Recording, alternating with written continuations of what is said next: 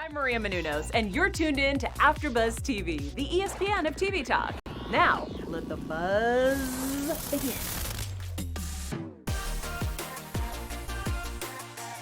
Hey guys, welcome to the Kim Kardashian-West, the JusticeProject panel. We have 6 great cases that are very interesting to watch.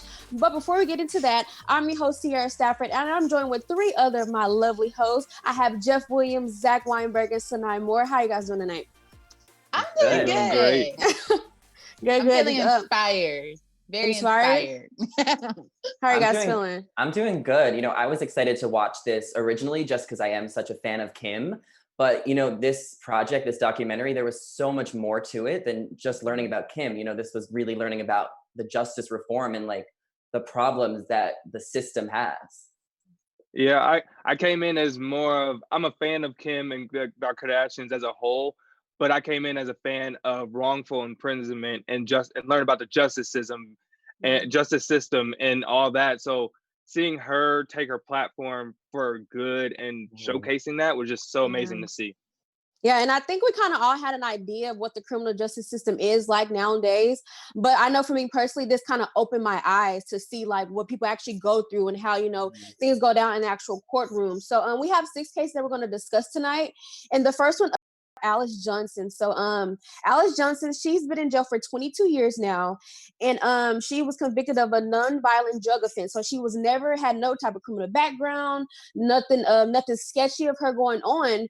But tough times came to happen in her life. She has 5 children. She has 1 daughter in college, and you know she lost her job. She lost her son at 12 years old to a drunk driver. So you can just imagine what a parent is going through at that time. So with her going through all of that, she was going through you know, she was without a job, and she needed a job, and an offer came about for her to be a telephone mule to connect drug dealers with their suppliers. Now, she never seen the drugs, she never actually physically handed the drugs herself, but since she was connected in that way, they charged her with that. So first up for Alice, what did you guys think overall about, you know, how this sentence went down for her and her role that she actually played in it, and then what she actually got because of it?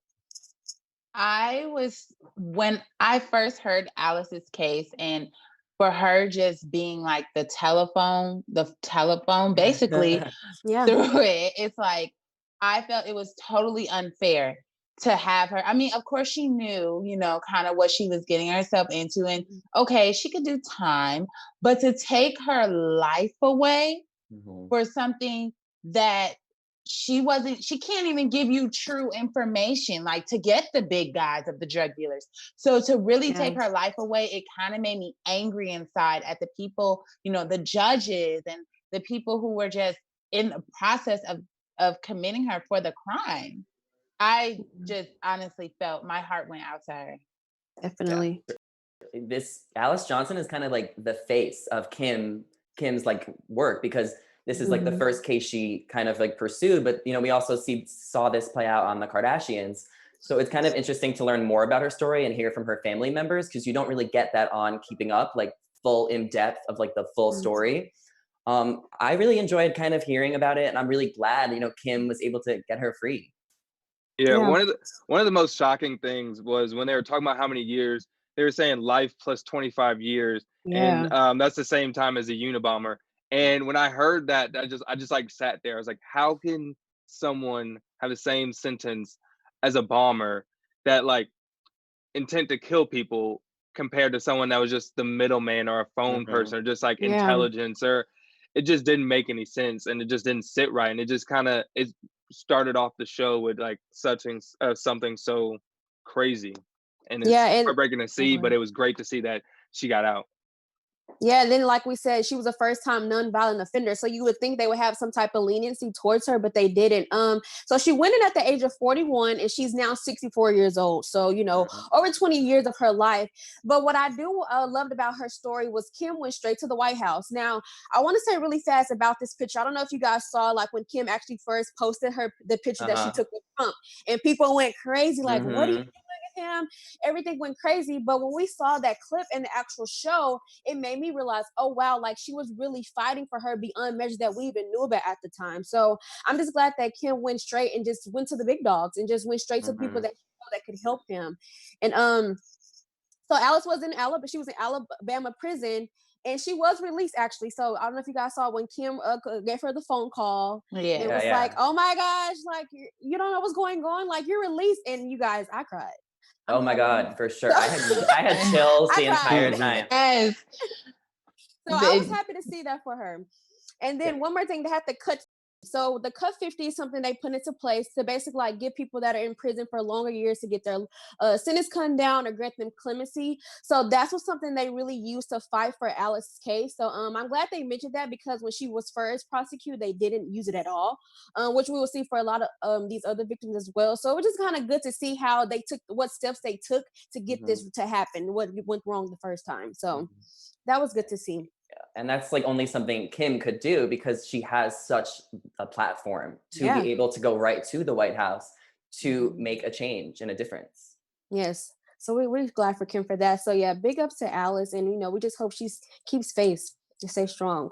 So our next case was Don Jackson. So this is one that just kind of hit my heart. Yeah, this one was hard. This one was really hard. I mean, they all hit our heart, but I was like, oh. So what happened with Don Jackson? So during her earlier childhood, she was molested starting at the age of 5 from 6 family members. So why she's in prison now? Because she killed her step grandfather, who tried to basically, sexual assault her.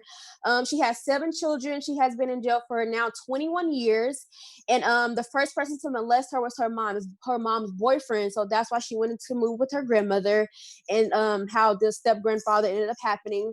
So in the midst of all her molestation, she was overdosing. She's in her wrist. She'd been to the hospital. She's had all the signs to show that I need help. I'm actually going through something. I'm not just some mass killer out here. So at the age of 27, she actually stabbed her grandfather to death, her step grandfather to death, and she was charged with the first-degree murder, sentenced to 30 years. Now, in this case here, it struck me on a whole nother level because, like they mentioned in the documentary, you can have all the proof, the evidence, the hospital records, defense that you were defending yourself.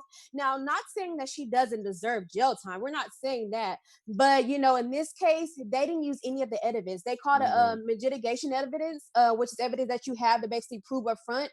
And her attorney told her, like, this information isn't useful, and it wasn't used. Hence why she's sentenced to 30 years in jail. So talk about this case, guys, for Dawn.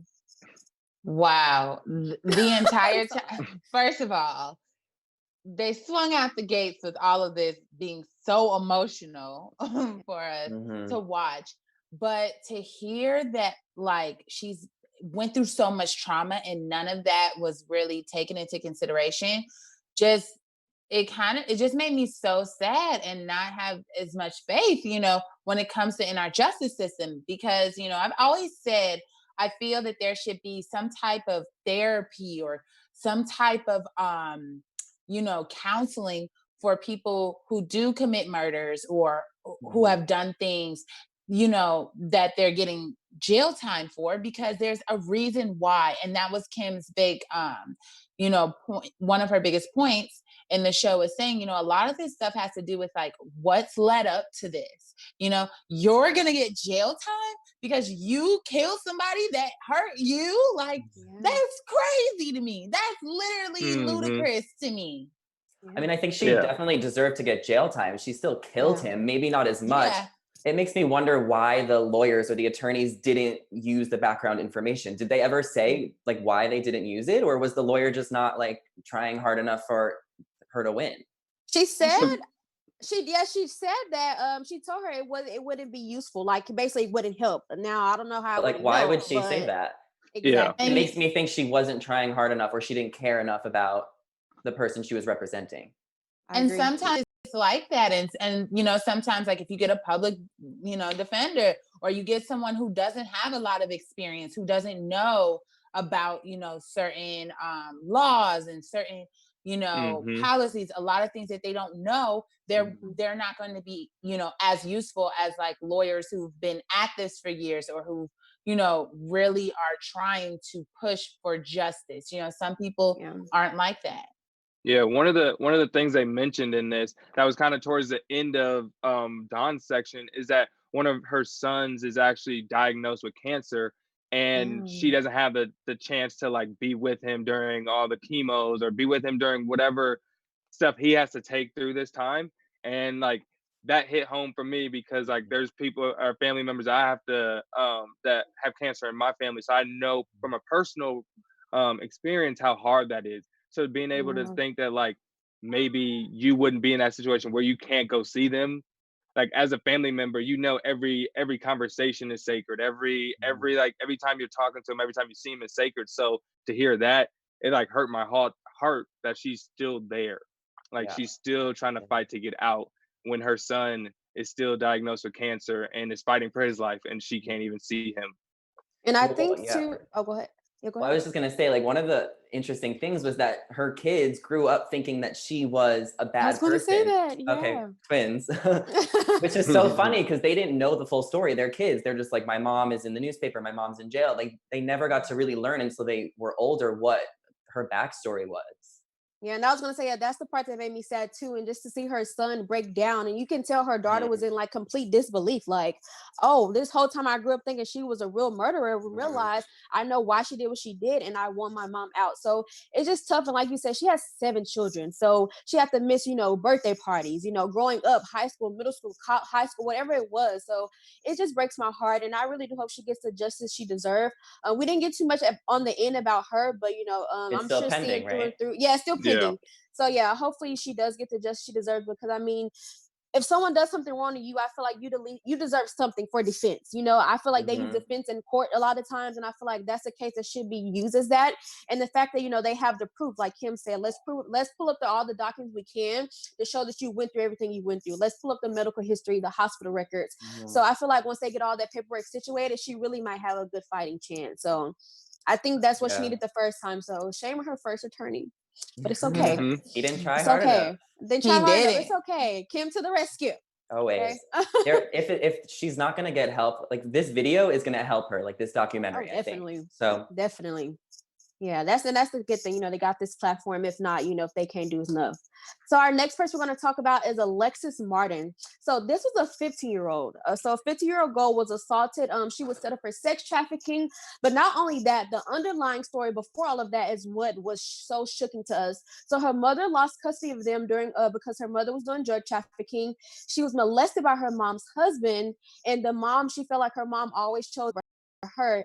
She was raped 4 times from the age from 9 to 11 years old. And this was kind of another case where like the judge kind of had proof but didn't do anything. Well, they didn't really do much, but she said that semen was found in her underwear, and he was still found not guilty. So she went through a lot at a very young age before the sex trafficking part even came about. But the midst of all that, she met this drug dealer who actually she looked at as like a father. And it was like the most reliable person she had in her life. She called him dad. She called him dad. He called her daughter. And a year later, and when she's been knowing him, she tried he did rape her. He raped her and began sex trafficking her. And when she refused, he said that he would abuse her and threaten to sex traffic her little sister. So she went through a lot just from in her home, and then when she moved outside her home, thinking she had a better life for herself, things just got 10 times worse. And so she was only 15 years old, and we all know once you're under 16, you're considered a juvenile, but she was still tried as an adult. And she got a life sentence with parole after serving 20 years. So this one was very heartbreaking for me. What did you guys think about Alexis? Man, Alexis, like the whole time I was like punching the air, because it's like, first of all, it's semen. She said it's semen in her underwear, and there wasn't any type of regard for that. That first had me punching the air. And then I had to be like Floyd Mayweather fighting the air, because now, when she disclosed that she doesn't even feel anything anymore, and that like the rapes, like she just kept getting raped, and the mental abuse that she went through too, she is so strong for being able to still be alive. Like that's something I would love to tell her, is that she is so strong for even being able to still go day by day, knowing that one day she's gonna have her chance. And she's so brave for that. She's so brave. Yeah, it was similar with Alexis and Dawn. It was really like their childhood that kind of screwed them up so much that led them to their mistakes. And it's kind of like, it really is who you surround yourself with. And when you're growing up and you're at like you're vulnerable, you know, your young years, you're getting taught by who's around you. So it just kind of feels like they were just dealt a really bad hand. It sucks. Yeah, and we kind of touched on it. You said like it's crazy how strong she is dealing with how much she's dealt with. And to see what she's doing now, even behind bars, being a mentor to so many people younger than her that could have been taking the same road that she took, is it's crazy to see, and it's great to see that she's being so strong and so positive for the people behind her. That was my favorite part about this video, is that pretty much everyone in prison was using prison as a way to actually learn and better themselves, but not like also better other people. Like every single one of them wanted to give back in some way. And my girl is certified. Oh yeah, we're gonna talk about the certified dog. My girl's certified. Certified. So yeah, she started mentoring young girls. She got her GED, and she's a certified dog trainer, or I think that's correct. Which is very useful. Very useful. So I was like, okay, sis. And I'm glad you mentioned that she was strong, because when I noticed when Kim sat down with everyone, I mean, everyone was strong, but for her to be so young and with all she went through, I feel like she didn't shed not one tear. She didn't show any type of like pity on herself. She just, even when she was just talking to Kim, I was like, wow, this girl is very strong. And then, you know, to see her mom talking and about her, you know, it was just kind of heartbreaking to see, you know, because her mom, you know, didn't have a good background either. So now it's like her daughter's in her shoes, and it's kind of like, this is just hard to watch them play out. But another interesting thing about this case was the harbor law. So this is a law that came into place. It came into place when I think she was after she was already in jail, I believe so. Yeah. Or going. I think it was like right after. Yeah, right after. So, but it was a law that could have helped her. So this law is basically for people that, for young women that get sex trafficked, and kind of like gives, like have them towards lenience to them for what they go through, basically. And so this harbor law could have helped her out tremendously. And in Dunn's case, you know, there was things that they could use and they didn't use. So we now see that, you know, with how they're going to fight her case, they're going to bring that up. So I really do hope that, you know, this helps her out as well, because I mean, it's kind of sad to see, like, you know, people go away for things they don't deserve or get this crazy time, but also when they have the right things to fight for it, and they still get washed out. Like, it's like no matter what proof they have, what laws are set, none of it is helping them. So I think that's the more heartbreaking part about all of this. Like, no matter what you do, they will do whatever they want with you, you know? So that was very sad. It was kind of like the theme of the whole documentary about how what is fair versus unfair. Yeah, what's just too much. Like, it's punishment, okay, but then just going overboard with it, it's too much. And like, it's not black and white. Like, there's no, we'll kind of get into this later with mandated sentencing and stuff, but like, there's no black and white. And that's what this whole documentary was showing. Yeah, definitely. We saw a lot of different people, different ages, different races, and it's just crazy. So the next case we're going to talk about is Momolu Stewart. So everyone was kind of getting tried at a very young age, since why they've been in there 20 plus years now. But he was convicted at age 16 for first-degree premeditated murder, second-degree murder while armed, possession of firearm during a crime of violence. So he had 3 charges against him, and he has now been in jail for 23 years now. So just like everyone else, you know, he grew up with an abusive father to his mother. His mom and boyfriend murdered his father at the age of 6, I guess, to retaliate. And so with all that happening, he moved into with his aunt and uncle. And the uncle was a drug addict and was abusive to him. So it's kind of like, you know, he left home, you know, can't catch a break. They move around and things go 10 times worse. So when he was 14, he ran away, because he was like, I'd rather be in the streets rather than be in this abusive household. And I mean, you know, once you grow up in the project, because he said he was from DC, it was very a rough time at that time. So it's kind of like, once you go through something like that, you can't really blame anyone or put yourself in their shoes, because, you know, if that's the only life they know, it's kind of like, what do you expect out of them, you know? So long story short, so he went to confront a local drug dealer after he threatened their families, and there was a shootout that happened in the midst of that. And I want to say one thing I loved about Momolu, he came very upfront when it happened. He was like, you know, I did what I did. I'm not sitting here trying to sugarcoat it, but you know, I have a reason for why I did what I did. So before I get into the other part of him, what did you guys think about his case?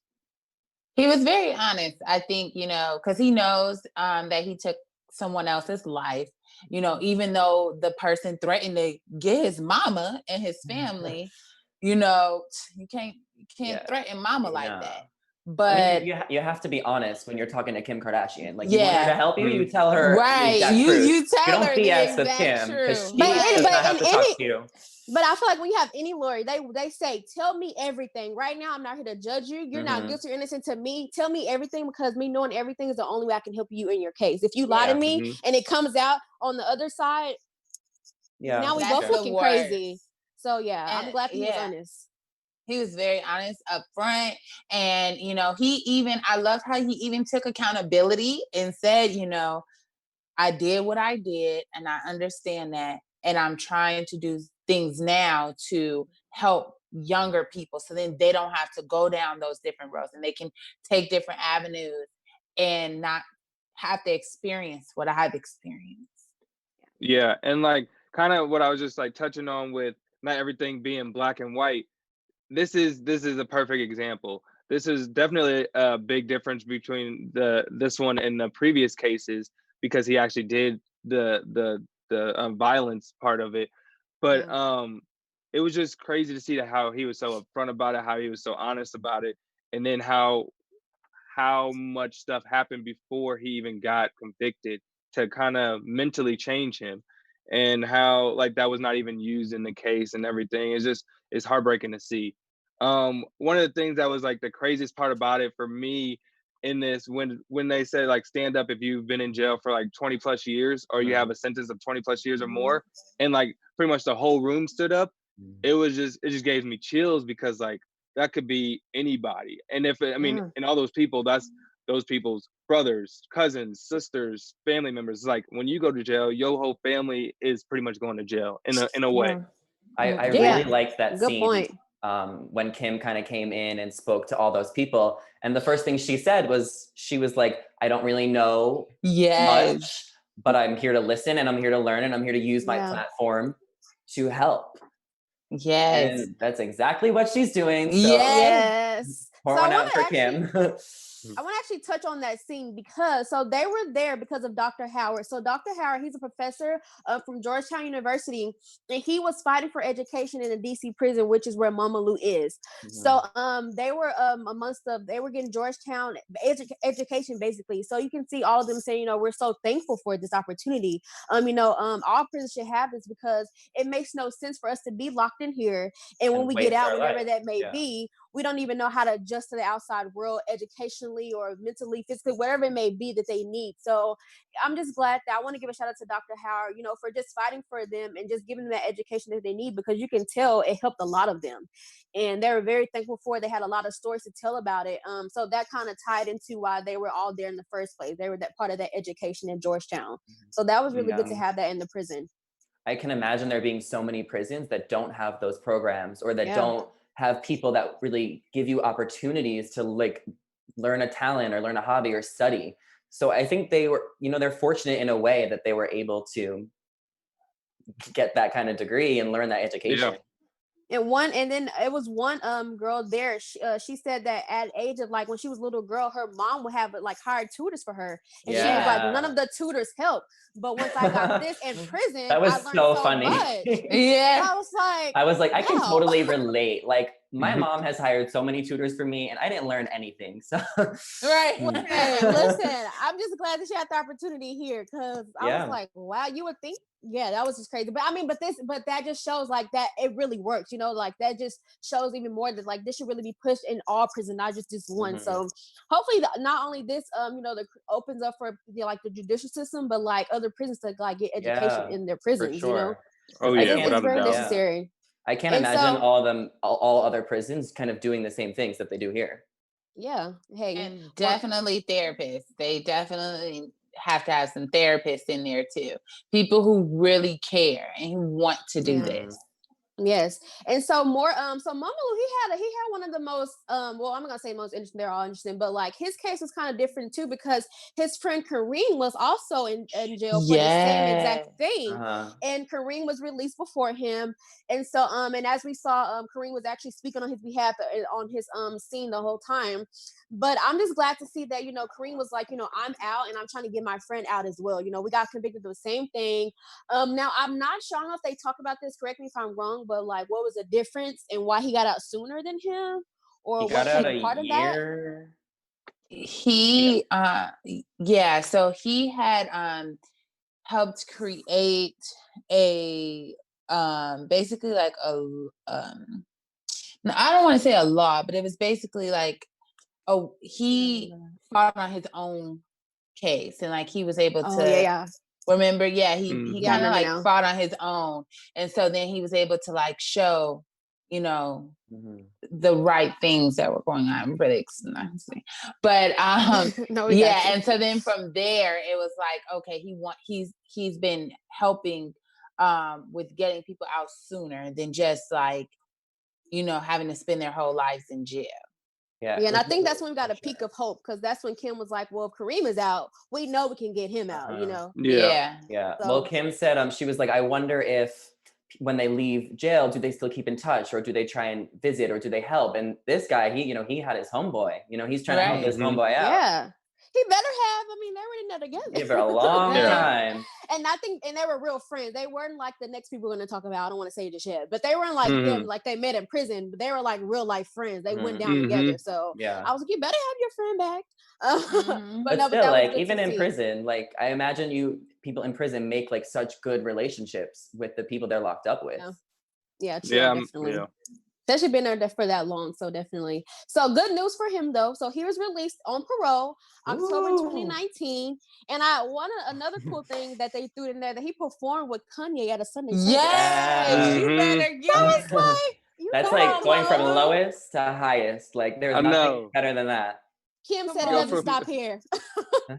Get that Grammy, Momolu. Sunday service. Yes. That's wild. I actually wanted to see that clip. I'm gonna have to Google it or something. Maybe it's on YouTube. I don't know. But I want to see that. Kim is providing like opportunities for these people besides getting them out of jail. Like she's given like she's gave Alice Johnson like a whole career. Like she's been on the show so many times. Like she's working with Kim. Like it's really awesome. That's really cool. That's really cool. Yeah.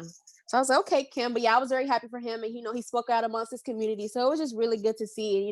He had a good face about it. Even when he was in jail, he seemed like he had a good face. He started mentoring young men and things like that. When he got out, you can just see 10 times more. So it was a good thing to see. Hopefully, we get his music on iTunes. Yeah. Right? Look, I need to know what he performed. I love seeing the reuniting of the families every time someone got out, like the hugging and the crying. That's when I really like got chills. Like I almost cried one time. I cried. I let it go. Okay, so our next person we're going to talk about is George Trudel. So here's what's interesting to see as well, because he wrote a letter for himself, but it was really for someone else, which we'll get into. But so he served 31 years in state prison. He didn't commit a murder at all, but the person that actually committed the murder only served 7 years. So kind of going back to what we talked about, how things are just not fair. Yeah, that was the main problem there. But his wife stood by him, and she was fighting for him hard. She's a writer. She's a writer, because thanks to her, he was granted clemency. And so once he was finally released, he started fighting for his friend by the name of David Shepard, which his case was way less harsh than his was, and they had very similar cases. So that just kind of goes to show, like, this is the one you met in prison. You could have forgot about him. Even I think he also mentioned that when he got out, people were like, don't worry about us, go live your best life. But he definitely worried about his friend David Shepard. So, but before we get into David though, the main problem in this case is that the person that actually committed the crime only got 7 years, and he faced 31 years. What is the reasoning behind that? Why is that? I don't understand. I don't think we got the details either. That's what I want to say about all these cases. We got some information, but we didn't get all the details, I feel. Well, like on why things happen the way. I mean, we probably could have. I'm just saying, like, why things happen the way they happen, we don't really know, but it's sad. They did touch a little bit at the end about that when it comes to the judge and then it comes to Congress, how they have to they kind of declare with the sentencing and stuff like, murder, what this is going to get and different things like that. That's why you guys kind of recall how one judge was like, I couldn't even do this anymore because it was too harsh. And so then he left. So it that's something I wanted to get more background on like explaining how that works and how Congress is determining that. And because I thought it was just the judge. I thought the judge could say, you get 50 years, you get 10, you could get parole, house arrest, you get like 30. that. Right. You Double could or go nothing. home now. That's how I thought it was. But apparently I think it's like higher up. Like the judge has some say so, but I think it goes like, a range of things. That's why the one guy. Well, it wasn't like one particular case. It was like multiple people there where she was saying how the person who did the crime got less time than the person who was the accomplice. Yeah. Can you guys think of a reason why that is? No. And I mean, they had to have had different lawyers. Lack of evidence. Lack of evidence, different lawyers, probably like confessing and then like, oh, you'll go down as something else. You'll go down as like second degree murder when you're really the person that murdered them. It's just like there's so many different variables that can cause craziness in the courtroom, and I feel like that's what's happened for a lot of these people. Probably collaborate with the officers. You never know, honestly. But I'm glad you mentioned the judge really fast because it actually broke my heart. Because he was so sad, he was like, I stepped down, and I feel like to step down from such a job like that, it kind of goes to show like even he knows how cruel it could be. Because he was like, I don't want to just give these people these sentences when I personally don't feel like they deserve it. And like you said, we always thought that judges were the say all be all, but he's the face of whatever we see. So if he's sentencing these people are going to be coming after him, not Congress and the governor and the president or whoever has a say so. So I kind of felt bad for him. It was when he said he said like he doesn't like telling the children, like people who are 15, like your life sentence over. Talking about the mandated sentencing, like just because you did this thing at the age of 14, we have to give you life. It's like I can only imagine that, but like to say I'm gonna give a 14-year-old life in prison and they're never gonna be able to make a mistake in life again. It's like, I don't know what I was doing at 14. Luckily, I was in a good position, but like that's crazy as an adult to give a 14-year-old life in prison. And I could see where it was really hurting his soul. One of the inmates actually said that when they were in the room with Kim came in, he actually said that, some of us were convicted at the age of 14, 16, 17. And he said, we've matured since then. We're not the same people we were at that time. Who knows what we did at that time? People change. I mean, these people are now 30, 40, 60, 50 years old now. Like at 14, you were still growing. You were kind of immature. You probably had a young childhood. At 14, like Kim said, you depend on your family. You can't really just go out and fend for yourself. So, I mean, if you get yourself wrapped in a crazy situation, I mean, you're 14. There's not, it ain't like, go get a car, go get a job. That's why people went to the streets or whatever the case was. So I definitely agree. Like these judges need to look more deeper into their past. And not with just this case, with a lot of stories, like look into their past, all the work, because no one's just out here there are people out here doing this, but in these people cases, they're not just killing people for fun or just. Well, all these people had troubled childhoods. They all had people around them who weren't good for them. And I think we can all agree, we all, I feel like, are on the same page where people deserve second chances. Like that was kind of one of the themes. Because we all made mistakes, like not as extreme as these people, but like I've made plenty of mistakes when I was like 13, 14, 15. Like I can't imagine going to jail and like. I mean, we didn't do anything that bad, but. but still. And then also looking at it as well, imagine you going in at 14. So we all know like in 14s, like those are like, the mid 2000s or maybe get like into later. high school. But like you're going into the high school phase, right? Imagine you going in at that time and then you're just now coming out. So not only are you coming out and technology is different, way of life is different. Our life is not the same back in 2005, 2010. Right. Everything is totally changed. I mean, there's TikTok now. So And it's certainly not been the same the past month because we've all been quarantined. Yes. And I also want to say, like, I mean, maybe they're not this too like far off, but I kind of want to say, like, half of these people even know who Kim Kardashian was. I mean, not saying they probably That's don't, what I'm but saying. but in my head, I'm thinking, like, do people know how big she is? Like if I was one of those people and she walked in, I would be like, Kim. No, seriously. I mean, exactly. But I mean, they're in prison, so it's kind of like, okay, Kim, great, you're here. You know, we're going through way worse than you, but it's like, in my head, I'm thinking, like, do they know who is really how in big here she helping is, them? Yeah. So, and imagine if they know Kim Kardashian from like 2000 when her sex release was, right, to like now she's evolved into such a totally different woman, businesswoman, right? Okay, businesswoman. And now she like has her own empire of things. So imagine like you don't even know like her transition, or some people probably went in the 90s and don't even know her.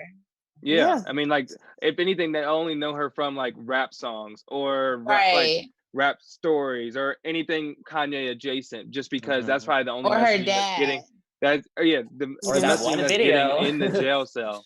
But like, there's nothing new positive. There's no new positive messages getting to them. So it's crazy to see, or it's interesting to see what they would be thinking when they hear Kim Kardashian-West is going to come in the jail cell. It's like, aren't you Kanye's wife, or weren't you in that like the tape earlier? Like, there's so many prejudging biases. Factors, but there's still people who judge Kim and think that she's still the same way she was 10 years ago. Like, even watching this. That is why Kim is on top. Instagram. That's why Kim is on top, and she has accomplished so much, and people are still so fascinated with her, is because she is evolving and she's doing so much with her career, and like she really is giving back. She doesn't have to do any of this if she doesn't want to. She has her life, she has her money, her family. Like, she does not have to go into this. I think it's really, really awesome.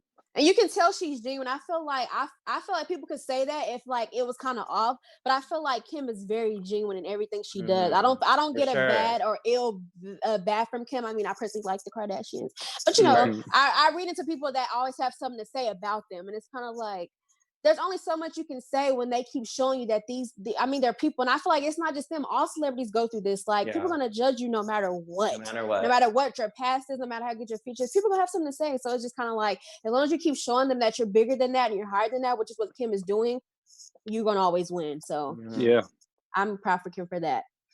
Last one, because we got we got in there. But so David Shepard, so he was the one that was tied to his friend George Trudel. So his story was crazy. Oh my goodness. So how he got in prison was he gave him and his friend, you know, that he said they were out, you know, lollygagging, drinking beer, you know, just being teenagers, you know, just hanging out. And they gave these two guys a ride, and they said they need to get some medication. And so they said once they're in the store, they noticed they were taking a little too long, and come to find out they're actually robbing the place. And not only did they rob the place, but they shot the owner of the store. And that's what connected him to the actual being in prison. He didn't shoot. He was in the car. I don't think he was driving. I think he was a passenger, if I'm not mistaken. And he's the one that went down. Now, they didn't mention the other two guys actually did the robbery. We don't know what happened to them, but he was one of the ones that went down. And he was one of the other people that was very strong in this. Everyone said he was very strong the whole way through. He got involved in hospice. He started donating sneakers to kids who can't afford it, all while in prison. I don't know how the heck you do that, but he did it. He can make it happen. He made it happen. So we just want to applaud for that. But what do you guys think about David? This is another thing where I'm literally Floyd Mayweather punching the air because I cannot believe this of him. You didn't even do anything. This reminds me, I'm from Chicago. So this reminds me of when I was growing up and I was a teenager and stuff. And I was always told, you know, you got to be careful who you're getting in the car with, who you're with and everything. And one of my biggest fears ever would be like getting in a car with a guy and you don't know he has a gun. Because I mean, I've heard this happen lots of times before. You're in the car with him, and then you get pulled over or something like that. They search the car. They see like there's either drugs in the car or like a gun or anything like that. And then you're the one blamed for, or you're an accomplice. Because, you know, sometimes people don't care about knowing the whole story. You were there, so now you're a part of it. his case actually really like stood out a lot to me. And just because of that, because even still to this day, I get nervous. Like if I don't really know you for real, you know, and you're hanging out, you know, I don't really know you. Hey, safety first. Look, I don't know what you got going on. And I think, you know, his case was just crazy because he did not a thing. And the fact that he didn't let that change his heart was so beautiful. He didn't let he could have been cruel. He could have said, you know, like F the government, F the just pissed off at everybody, but he chose to take it into he chose to take his anger and the frustrations of the cards he was dealt in life and turn it into something positive. And that's what really warmed my heart. Yeah. This is another case too where, go ahead. But now you can go. No, I was just gonna say that it was my bad. No, I was just agreeing with you. It's just like what we were raised guilty by association. And it's sad that this is literally like the most extreme version of it.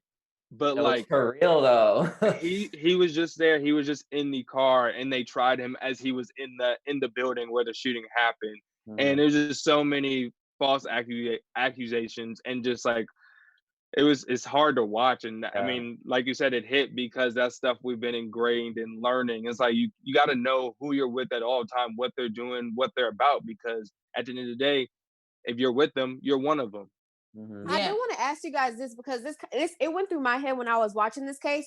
Okay, so we know he obviously didn't go in the store. They can easily pull evidence that he was an actual shooter, or the case is, but he actually was in the car. Now, usually when things like this happen, I mean, if you do a robbery, the people in the car know they're shooting a robbery because you're all in it together. But in his case, he had no clue. So in my head, I was thinking, how can they prove that he had no clue? You know, because I mean, if he's in the same car that the robbers got in, it's kind of like what can the judge say to be like? Because I mean, at the end of the day, we can only know what it looks like. And I'm not saying he's guilty, not at all. But I'm just saying, in the mind of them, you know, trying to sentence him, how can he defend himself on that level?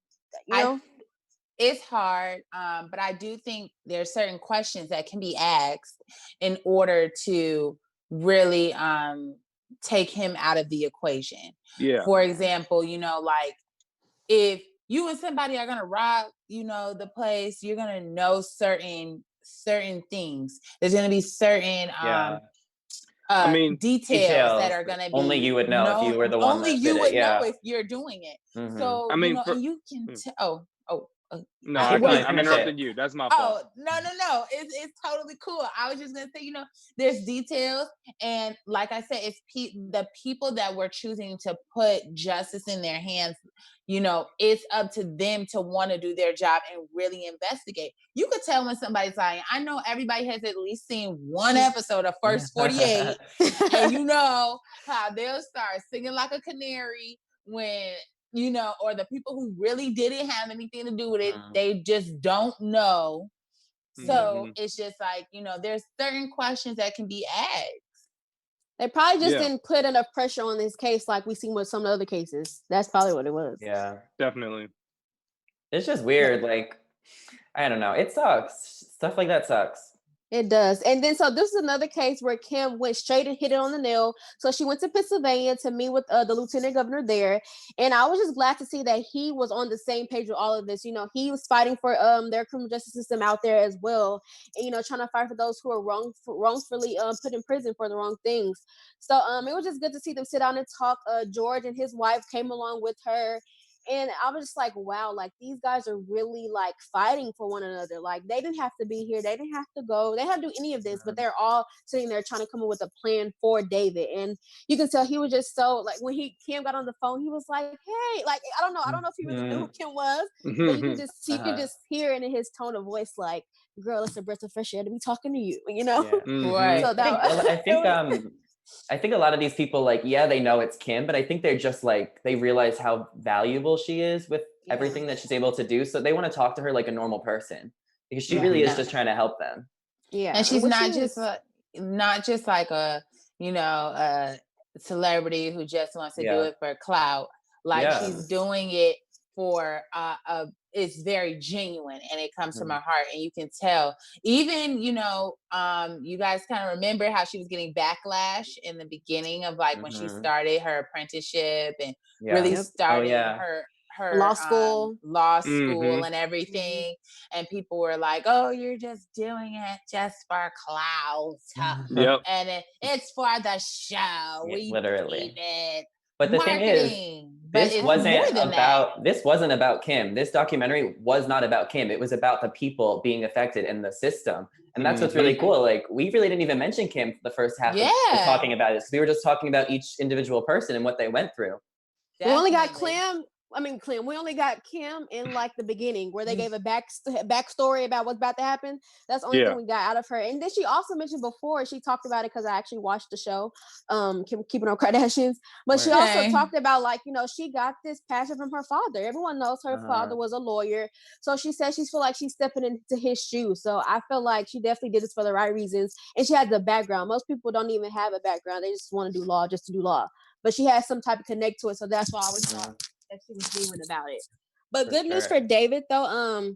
He did get clemency. It was a 5-0 vote. Yay! Clemency vote to come home. So that's good. I was so happy for him. I was clapping. I was happy for him. So that was really good to see. And actually see that they actually like do something good. Like, cause I was nervous because, just because you get this doesn't mean it's going to be granted. So to see that it was actually granted and it was a 5-0 vote, I was like, we're moving up. We're moving up. Exactly. And, also I feel for the people, especially who are like David, who really didn't do anything and they didn't do not a thing and they landed in prison. I honestly, and they do a long time. I feel like the state should run them their cash money. Oh, for sure. Some people actually do sue after they get out. Yeah, some people sue. But and this should be automatic. Like, run me my money. That's what needs to happen, because you can't, money doesn't substitute time in your life, but at least give them something.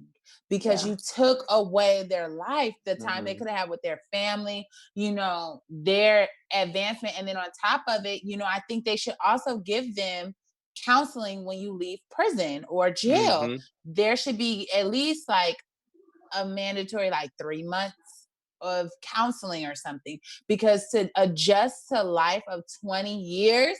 Yeah. Oh my God. God, what the heck? Life changes every 2 years, I feel. Changes every year. So imagine you don't get out. You went in jail in the 90s. Yeah. I can't even imagine, because I'm 22 and these people have been in jail before I was even born. So I literally cannot imagine. Yeah, they wild. And keep in mind, these, obviously, but these are just some of the few people. Like, as we watch the documentary, there's a lot of people that are wrongfully in jail for, they're in jail for committing murders that they didn't commit. They said that, the women it's 2 times more women in prison than men now. It's just crazy to see all the statistics behind it. And it's just kind of like, we have a long way to go. This is just scratching the surface of what needs to be done, but this is the start that we need. And, because this is a big platform. Kim has a huge platform. This was on, Oxygen? Oxygen. Yeah, so this is going to reach a lot of people, but hopefully in the right way. And like I said, we can't, like Kim said, we can't just snap and everything will be done. But this is definitely the start that we need. So, and there's no one better to do it than Miss Kim Kardashian-West. She's doing it, and people have to. I don't care. You can, even if you still want to have your ill thoughts about her, you're gonna give her credit for this. Because even when I was watching, I was like, no, y'all gotta know what she's about. Like, I'm one of those ones. I've always been a fan of her, but this woke me 10 times more. Like, for sure. And it shows, I think, also how grateful we even are now to be able to be even at our homes and be with family and to know, love and to really have that support. And it also makes you very grateful because, it could be anybody, especially when they gave the statistics about Black men that 1 out of every 3. They've touched either some type of way with the jail system or anything like that. And then, because I would just think it being Black anyway, especially because I get scared anytime, you get pulled over or anything like that, and you just never know. And so to know that, Black men have to face that as well was just crazy. And that, you know, any innocent life, you can be very innocent and your life can be taken away and you have no control over that. So that, I think that's the part for me that personally was like, wow, let me make sure I tread lightly, because clearly they don't care about your past or your future, or if you Miss America, they don't care. You're going down if they want you to go down. So that's why I said it just kind of made you kind of just be more aware and just be like, it don't matter no more. Like you, even if you feel like you got all the evidence, all the proof, they're going to do what they want to do at the end of the day. And I think that's what I think this whole project taught me. That's the biggest lesson I learned from this for me. So we don't have any more. Oh, go ahead. The last thing I was just going to say, it also shows a little bit of like class too, and how society is.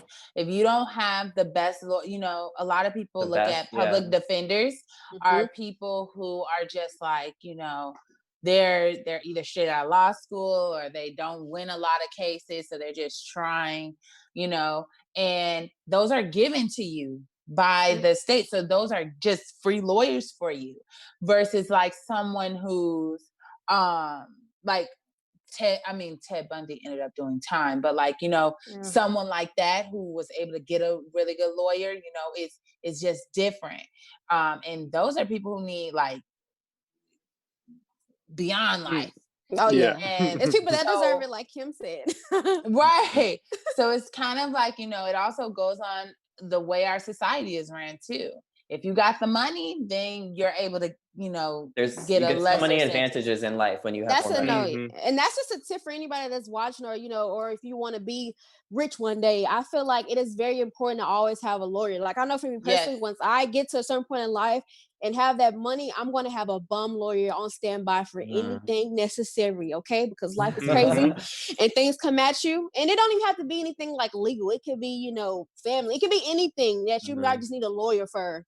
Yeah. So let's get into special segment really fast. Do we have time? Yeah, so let's just like pretend that Kim is right here. Like, what would you guys want to ask her, and what do you think she would say? So I'll go first. I would want to ask her how she chooses the specific letters to really pursue, because she can't read them all. She can't really work on them all. So I would kind of want to ask her that. And I think what she would say is maybe like the detail and the heart and like what she really connects with, which letter she really, really connects with and thinks that she can do. I think that's what would help her choose which ones to really focus on. Okay. Yeah. I think I would ask Kim, Miss Kim, I would ask her, you know, if your dad was still alive, how do you think the work you're doing now would make him feel? And the follow-up question to that would be, you know, how would it be working with him to do the work that you're doing now? Like, how would that be? That'd probably be fun for her. What do you think she'd say? Ooh, I think she would. I think she would say he would be super proud of her and all of what she's doing. And I think she would also say they would have a blast. They would have so much fun. And that she would definitely be driving the boat on this one. And he would definitely be like her cheerleader. I feel like she would definitely be calling him a lot. Yeah, I think he would be like her. Yeah, she'd be like, so Dad. And I think he would definitely be her big cheerleader for it all. And I think he would really be pushing for her the entire time. Yeah. My question for her would be, with her being so new to this, what's the most eye-opening fact that she learned? For me, it was like 1 in 23 Black men have some type of supervision over them. Like, not only have some Black men been in jail, but like still have some type of supervision over them, no matter what they're doing. 1 out of 23 is just crazy to me. So asking her, seeing what that, I would assume it has something to do with Black men, because she's now a mother of Black boys. Yeah. And I would ask her, I would ask him, how do people go about reaching out to her? I'm pretty sure, you know, as we were watching, or as the viewers are watching, they want to know, like, well, you helped a lot of people. How can we get that help? So I would ask her, like, what is the process to reach out to her? Who do we contact to get the information? I would assume probably like her publicist or something. I don't know. Also like her Twitter. Like she said she found Alice Johnson on Twitter.